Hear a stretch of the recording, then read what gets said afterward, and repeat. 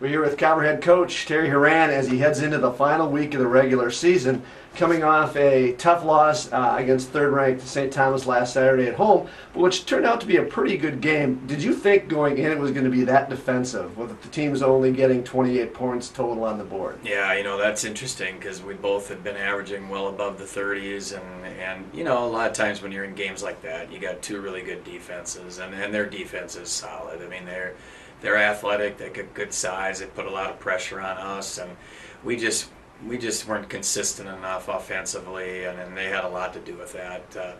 Our kids fought hard, and we battled, and a few breaks here or there, who knows, but hey, they're number 3 in the country for a reason, and now they're the automatic qualifier as they go into the national playoffs. And when you look back on the game and you've studied the game, is there 2, maybe 3 plays that you wish you could get back from that game? You're going, if we had those plays back? Oh, no question about it. I mean, obviously, the fumble with Bounty, we had just had a couple successful plays in a row. We ran a midline option play that if we pick up the inside backer like we thought we could, there was a big seam there for us. I mean, there's a few things here and there. The other one, obviously, their score right before half. We talked about it. They like running that play in the red zone, and they got us on it early in the game, and the same exact play, and we just, sometimes you got to put your hands up in the air and wonder why this happens, but it does, and kids are kids, and they make plays, and then sometimes they don't, but yeah, a few of those plays we'd love to have back, but they're a good football team, and we wish them well as they represent the MIAC in the playoffs. Talk a little bit about the play of Mitch Tower, the backup quarterback who got in after Griffin Neal got hurt, and then he leads you guys on that big drive to get those 7 points.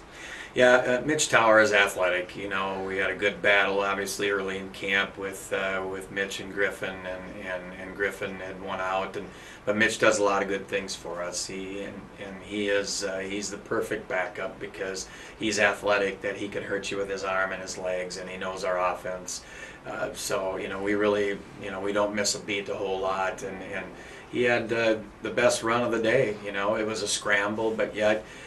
He made a play with his athleticism, and we ended up getting a score off of that, and so we were happy to see him move our offense.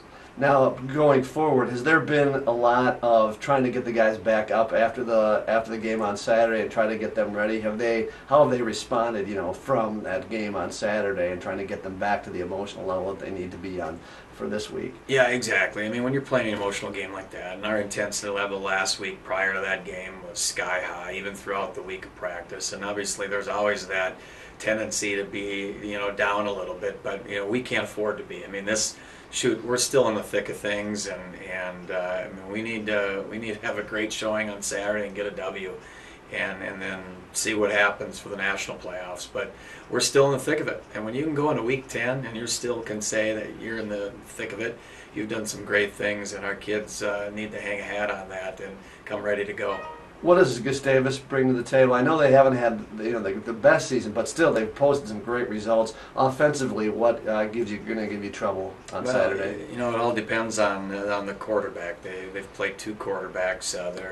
Their starter pretty much all season, the Mina boy, didn't play last week, and their backup came in and really did a great job. I mean, he probably was their best offensive production throughout the year, but they're 2 different quarterbacks, so they present a bunch of different problems for us. They like to run the football, they do some play action off of that, but they threw the ball well on Carlton, and they also ran the ball well. So, they're about a 60-40 run to pass, so they'll do both well. They're two-dimensional. But you're right. They're kind of been a hot and cold team. They've had some great wins under their belt. The Simpson win early in the year was big early on because Simpson was doing some great things. Now Simpson's kind of tailed off a little bit here in the Iowa League, but they had a tight loss to St. Thomas.